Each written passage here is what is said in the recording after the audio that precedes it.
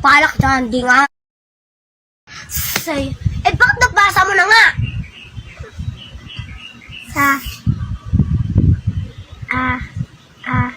sa,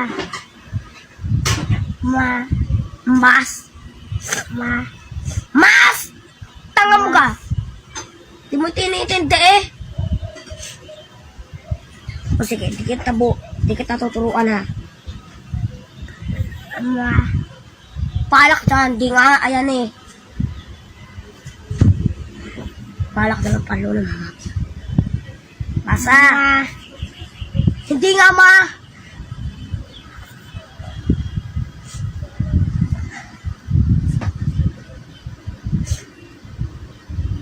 Katawa mo kasi dyan eh.